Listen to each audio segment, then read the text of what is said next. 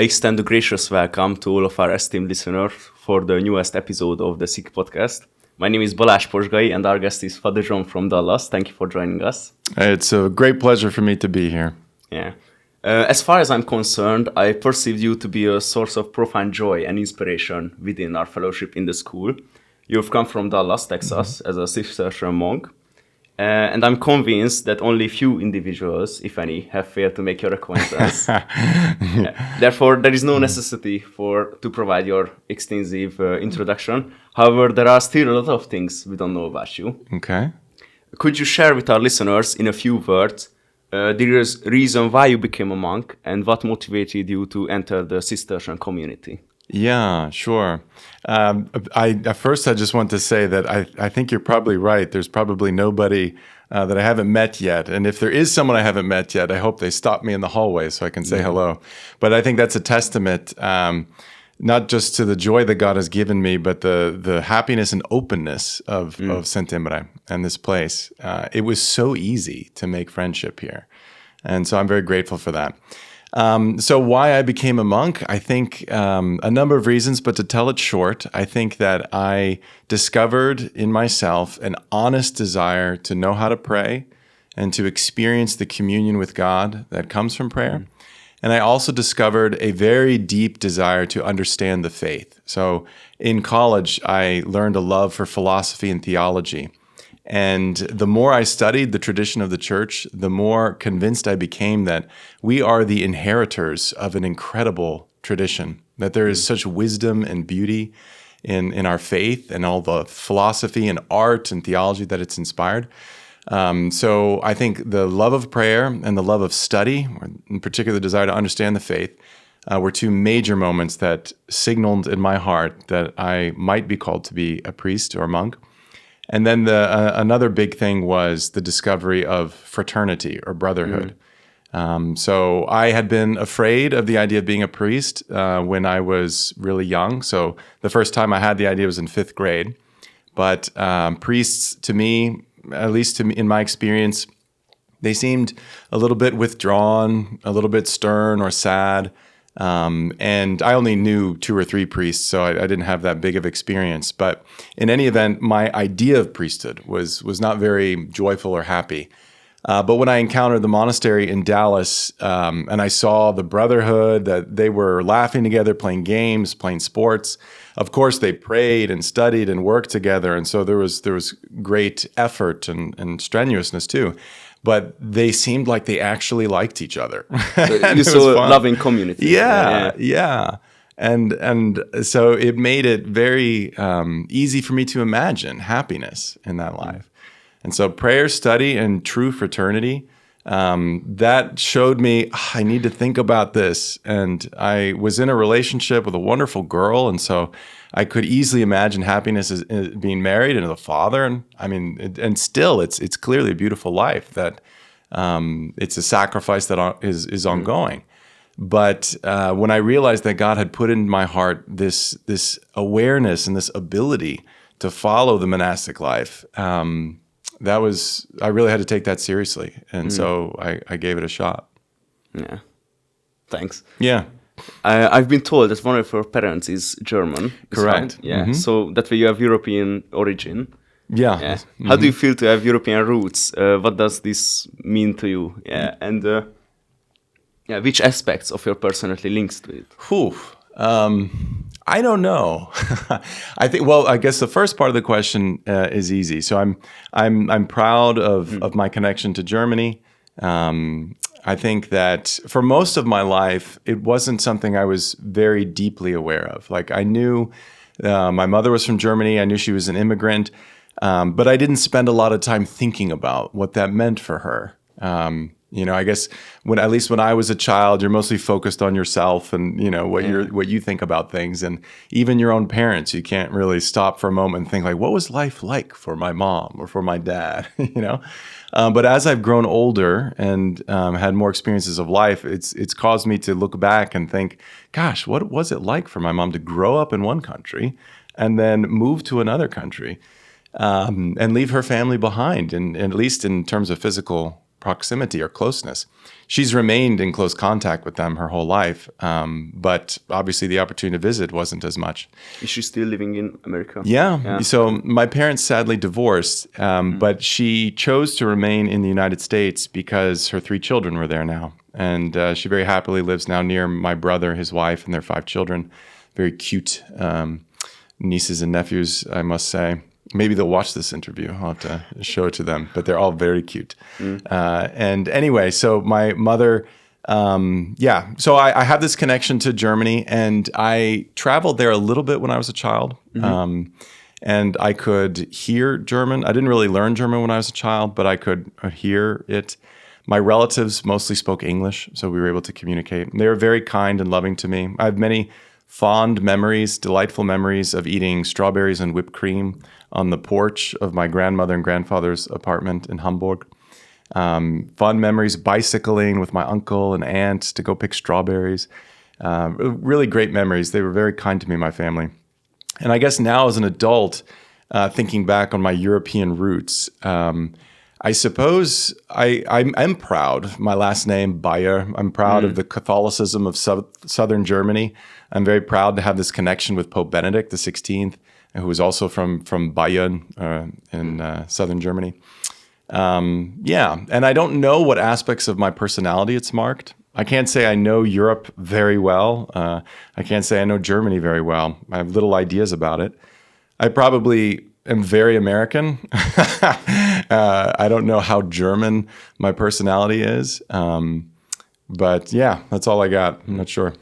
But it's also good to have a little bit connection to Europe. Yeah. And I've been very grateful that my life in the monastery has allowed me to come to Europe so often. I spent 4.5 years studying in Rome, and so I could very frequently go up and see my family in Germany. And so I feel close to them, even though I grew up in America.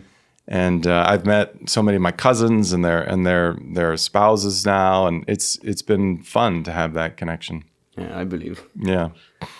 Yeah, you taught at the University of Dallas before your arrival in Hungary, and you also had a class in the Cistercian Preparatory School. And could you tell us in a few words about these responsibilities and what other vocations did you have in Texas? Yeah, so our monastery is where it is because the monks who had fled from Hungary were invited down to Dallas to participate in the founding of the University of Dallas.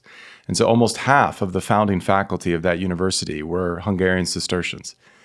And I was able to teach there. I went there at school. It's an incredible university, the University of Dallas. It was a place that in many ways formed me and, without being too dramatic, I could say saved me. So it was at the University of Dallas that I came into a really deep Catholic community. It was at the University of Dallas that I discovered the love for Catholic faith and the tradition. So that's why you became a monk. And it was coming there, and then it was through them that I came to know the monastery, because many of the monks taught there. And I had Father Robert for literature, and I remember just being amazed at how he read books and how he could see the spiritual life coming into novels and poems. He was maybe the first person, I think, that really connected faith and life for me. Where, sometimes when we're studying theology or we're thinking about the faith, it feels so set apart from our normal everyday experience. But the way Father Robert read novels and poems, I just saw reality as one thing, and the faith was all over it. And then Father James, he was another monk teaching, he taught philosophy. It was from him, I think, that I really began to discover this desire to see the rationality of faith. Faith is, of course, a mystery. There's something that God reveals to us that we could never know on our own. And yet it makes sense. What he reveals fits who we are. And with Father James, trying to discover that was so much fun. But anyway, so I was able to teach at this university that I love very much. And I taught theology. I taught faith and science. I taught fundamental theology. I taught the Bible. And at the same time, was an Osztályfőnök at our school. Which is an incredible job. It sounds weird to call it a job. It can be a job. Yeah, but I mean, at least in English, when you say job, it's like the thing you have to do because you need money and you go 9 to 5. It's not what you really want to do in life. But you wanted to. Oh my gosh, it was awesome. That's what we have in the church, we have this really cool word, vocation. It's the thing God calls you to do, and it's your life and your love. And it was just so much fun to spend yourself, to work very hard. I mean, I spent a lot of effort trying to be a good father to those boys, and to be a good colleague to the other teachers. But I think that I loved it, and it was so much fun. It was 8 years long, and you can become friends with the families and develop relationships with the boys that you pray will last over the course of your lives. And so, that was wonderful. And in addition to those jobs, I was also the librarian in the monastery and the webmaster for a while, and also the vocations director. And so that's the job I've had since, I don't know, maybe 5 years or so, just before the pandemic. And that's also been a tremendous amount of fun, because there you can, get to know young men who are trying to find God's will and accompany them and teach them to pray. And it's very rewarding to try to assist the work of the Holy Spirit in the life of a person. And sometimes they join the monastery, sometimes they don't, but you hope that at the end of it, like you've been able to help that person discover who they are in God's desire. And that's really delightful. Help them guide toward God. Yes, exactly. Yeah. So let's stay a little bit at this topic. Okay. Would you be so kind as to elaborate on what the most drastic difference is about the school program in Dallas than in Hungary? And also tell us a little bit about the teachers' work, the structure of the classes, and the importance of the 4 masters. Yeah, okay. There's a lot there. I'd say in one sense, things feel very similar and familiar here. Like I sense here, there's a similar desire for teachers and students to become friends in a sense. Like there's of course an appropriate distinction, and there's a respect that's required and all these things in order for a school to function well and for relationships to be proper. But I also sense that there's a desire not just to be, the tunar but to really enter into life with the student to help them deeply. You have these trips, you do spiritual things together, in particular the 4 masters, right? And that feels very similar to who we are in Dallas, because we're a small community. The teachers, they follow the students, and even if a teacher isn't teaching that student that year, the teacher is still concerned about them, and they'll see them in the halls, they'll see them at games, and so that closeness, that desire to really be a community, as opposed to like, I'm the Tanar Ur, and you're down there. You're lucky if I know your name, Yeah. So there's a family atmosphere, I guess. So you are probably good leaders, so like fathers. I hope so, yeah. We want to be. And I sense something similar here too. I guess one difference might be, just in the curriculum, so far as I can tell, is the sensitivity of Hungarians to history. I'm not familiar with that as an American. And, I say this, akarok alázatos lenni. And so, I take this, with humility. But it seems to me that in America, there's a positive insofar as our relative ignorance or lack of studying of history, or just not having a very long history, might leave us a little more open and ready to go and try something new. Because we don't have so much experience of failure, so we're very confident. And we had harsh history. And you had harsh history, yeah. And so on the positive side, the American might be ready to go. But on the negative side, the American might also just sometimes be ignorant or unaware. There could be, there are immense gifts that a long history gives you, a wisdom.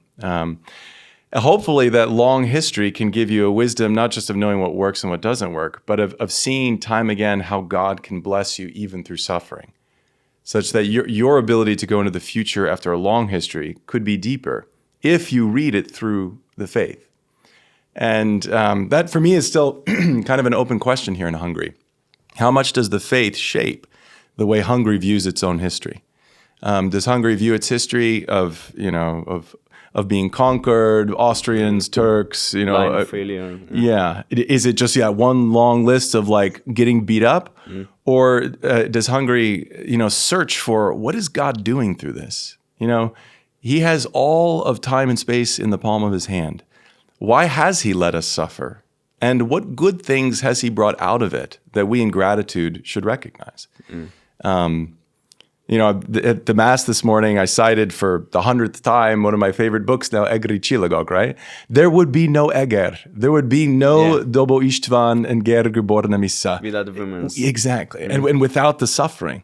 And you have that. And that's an incredible gift here in Hungary. So that I think is a difference, this relationship to history. I would say we have a strong desire to survive in the harshest times. So probably that's the reason. And why survive? Survive just to survive, or survive because God is calling you somewhere and you must go? That's the main reason, I believe. Yeah. I would say I'm a patriot, so that's why. Yeah. I think that's the best way to see it. God has a plan for Hungary and for every Hungarian. And yes, times have been difficult, but they're part of what he can turn to a beautiful end. And so the question is not oh, how miserable it was. The question is okay, Father, where next? Where next? Deep. Yeah. Yeah. So within the past of the 3 months, within the span of the 3 months, you've had the chance to explore our country. Most importantly, Budapest. I've heard that you also visited the 4 other Cistercian schools. Yeah. And what characteristics of the country truly capture your attention? What have you already seen? And what would you like to discover in your free time? Wow. I have loved every trip I've made. I've had the privilege of going to Székesfehérvár and Eger and now Pécs this week, and I'll go back to Pécs this weekend. And I have fond memories of every place. In Székesfehérvár, it was so beautiful to see Előratja still active and trying to do wonderful things to bless his people. It was so much fun to be at the school. I remember the first day I got there and the igazgató took me out onto this balcony and we overlooked the whole school gathered together, and they were so sweet. And the igazgató said some things I couldn't understand, and then he turned to me, and it was clear he wanted me to speak. And I was like, oh boy. And so I tried to say something in Hungarian, and the kids were just so open and happy and sweet. It was an incredible moment. And then there was a wonderful podcast over there with them and the Mass and seeing all the classes and seeing their response. It has moved me so much in all the schools I've seen, how the students and the teachers, so many of them really want to experience the faith and they want to hear about it deeply. So it's been a beautiful response. And then at Eger, of course, now one of my favorite people, Dobo István, I could go there and see the fortress and get tours from so many of their talented students. Their students gave me tours in the school and gave me tours in the fortress. That was such a privileged experience there too. And now recently in Pécs, I loved many things there. Another great conversation with teachers and students. It was moving to speak to the faculty and, tell them what I'm doing here and hear their encouragement. To celebrate Mass, the Rorate Mass in the cathedral. It's a beautiful cathedral in Pécs, one of the most beautiful I've seen in the world, in my opinion. You're just, as the priest, you're up on this really high altar and to elevate the host, and you have this feeling of the whole congregation being drawn up. Very moving experience. And then in the Óvoda there in Pécs, we could go around with these really heroic women who spend all day with tiny little human beings, who have so many needs, and just to be with them and let the little 3-4-year-olds teach me the animals. You can quiz me. I know so many animals now. Okay. And so I can say Zappa and Balna, Majom. The basics dog. Kutya, persze, Macska. What else? Pilango, Pingvin. Well, I knew that one actually already. Yeah. But so it was so much fun, and colors too, and taught. So yeah, I have so many wonderful memories going around Hungary so far. And it was very moving for me in Székesfehérvár to see the home where Farkas Falvidénis grew up. He's a very big hero of mine. He was an Atya and the Apat in Dallas when I joined the monastery. Very important man for me, very much like a father figure who helped affirm me and encourage me in life. And then it was very moving in Pécs now to go to the home where Boldog Brenner János spent a few years. I hope to go to Szombathely to see the shrine and the cathedral there where his body is. Lake Balaton was wonderful. I want to go to see Tihany, I want to have so much more gyümölcs leves and paprikas csirke. So yeah, it's been great. Kultes Balázs. And Kultes Balázs, persze. Yeah, so lots of wonderful things here.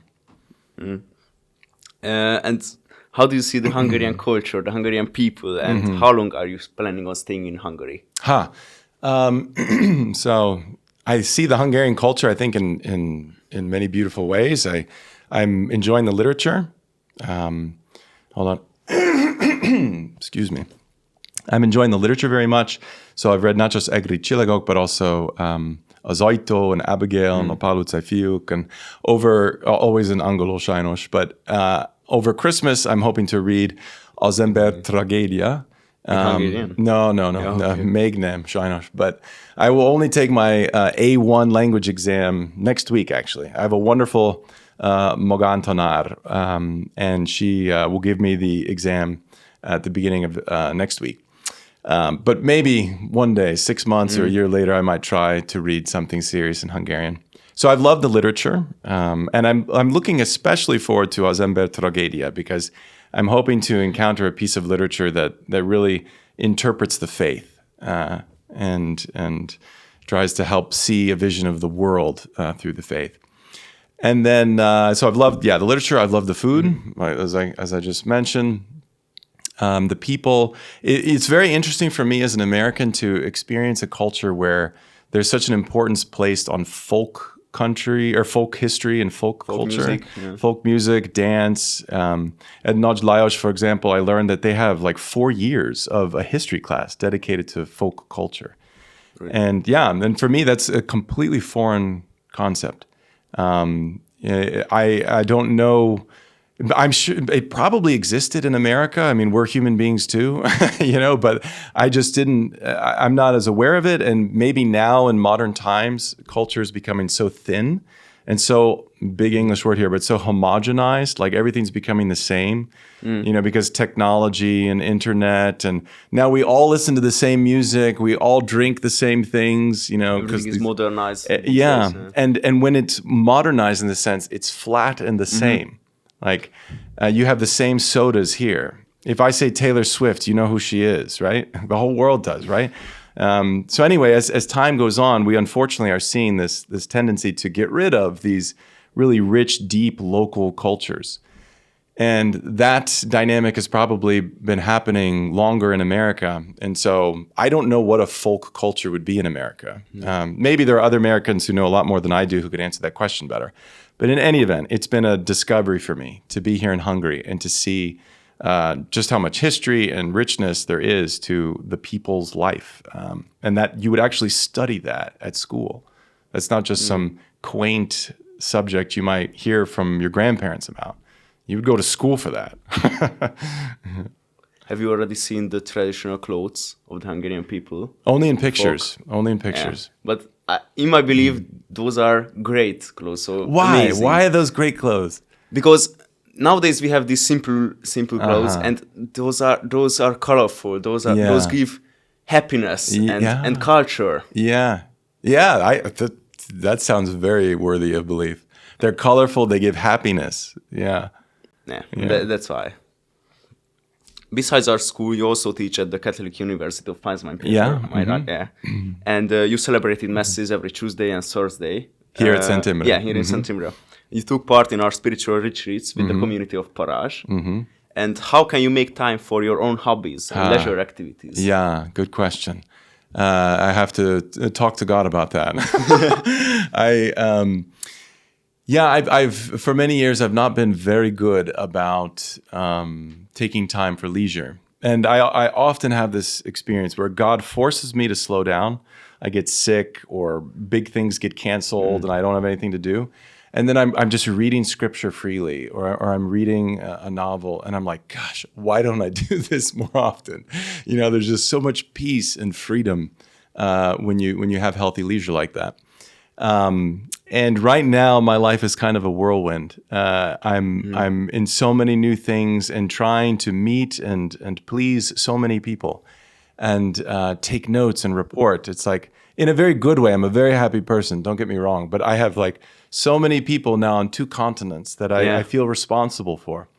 And so I'm not working out as much as I would like. I wish I would, found more time for peaceful prayer. I'm still doing zsolozsma. I'm reading scripture and things like that, but it's a little bit more, rushed, I guess. So I need to work on this, and maybe in Christmas I'll have a little bit more time to slow down, because it's important. And I'm sure God is going to push me at some point. Like, Father John, you must learn to say no. You must learn to be a true monk, such that when you are with people, you can actually give them something, and not just give them your busy, like, ninchi doom, That's one of the biggest risks today. Yeah. So we live in a rush hour. Yeah. I would say everyone is runs. So it's really bad. Yeah, for us. and this should be something that the monks help the world with. And so this is very much a mission, like, God above all, like prayer. Nothing comes before the work of God, St. Benedict says. And so, I, more than anyone, should be insisting upon that in my life, and such that people can feel the same freedom. The monk should be someone who works, but can relativize work before what is most important, this communion with God. And so, I need to learn to do that better and better, and I need to find ways to spread that and the peace that comes from that. I think the world desperately needs monks, because the world desperately needs people who can relativize the go rush hour, and discover the Sabbath freedom that we all are meant for. And you can remind us to slow down. Exactly. Yeah. Speaking of hobbies and leisure activities, we've seen you dancing and singing at school ceremonies, major events. I would highlight the school ceremony, the Santa Claus Day, where you were St. Nicholas, and you elevated the vibe there. And you have a great voice, which we had the experience to experience at the Sister Fest also. And could you tell us in a few words about the songs you've been singing? And regarding your wish to participate in the Teacher's Dance next year's Senior Ball. Yeah. So, a lot there. I guess I've always kind of just felt music in my body, I guess, in a little way. I wouldn't say I'm an amazing dancer. I certainly didn't grow up with dance classes. But for now, at least, I can still feel music and move my body to it. Whether it's like interesting or not, I don't know, but it's fun. The rhythm. Yeah, you feel the rhythm, and I enjoy that. That's a cool experience in life, to feel a rhythm. And then singing, similarly, I've never had any formal training, but I can carry a tune, I think. At Sister Fest, it was so much fun, and I'm so grateful for the Dio Farok, the way they welcomed me into that surprise song, Nothing Else Matters. I used to listen to a lot of Metallica when I was growing up, and sometimes I still listen when I'm, weightlifting or something like that. But that's a fun song, and I was just glad to be able to sing it and show people, that life is wonderful, and we're here to enjoy each other's presence and to give glory to God by the happiness we experience. And so that was a powerful moment for me, where I could be on stage and az élet jó, az Isten jó. That was one of my highlights for sure of being here. And then, Santa Claus, that was so much fun. Again, I'm very grateful to all the people who invited me into that and helped make it successful. And so, Marzi and Vince and their sister too, they taught me the song to sing. And it was great to do that. And as for the Teacher's Dance next year, that would be super fun. If I'm here and they'll have me, that would be fun to dance. Yeah, we're looking forward to that. Okay. It will be great. Yeah. In the school, it's widely recognized that you can learn languages with ease. And could you enlighten us about how many languages you can speak currently? And would you say some words in Hungarian as well to the listeners? Okay. Próbálok most magyarul beszélni. Őszintén gondolom, hogy nagyon nehéz egy igédes nyelvet megtanulni. Igés nyelvet megtanulni. De hálás vagyok, mert Isten nekem adja ability, képességet, igés nyelvet tanulni. Első a németül tudom beszélni egy kicsit, mert az anyám német, és tudtam tanulni németül egyetemen, mikor szerzetes voltam, és utána tudtam is tanulni olaszul Rómában, hol tanultam teológia tudományt, és franciául is, mert van sok barátnőim, barátnőim, I'm not sure how that comes across. Lots of friends who are girls, right? Yeah, not girlfriends. Yeah, no. Yeah, okay. No, nincs barátnőm. Szerzetes nők. Igen. Van a nagyon szép a monostor Franciaországban. Igen. És akarok beszélgetni velük, és tehát dolgozom is ezt a nyelvet. Igen. How was that? Yeah, it was great. It was awesome. Yeah, örülök vagy. Also with the igék. Yeah. So that's igék. Ige. Yeah. Okay. Ige. No. Oh, we have a idegen. Yeah. Foreign. Yeah. Yes. Foreign. Yeah. Cool. Yeah. So, anyway, thank you very much for attending our podcast. Yeah, it's my pleasure. My pleasure. We would be happy to have more conversation in the future with you with future experiences or deeper topics. Yeah, persze. Yeah, köszönjük szépen. Thank you. Thank you. And many thanks to all our listeners for joining us. Follow the channel and for more content and spread the news about it. Benedicite. Dominus.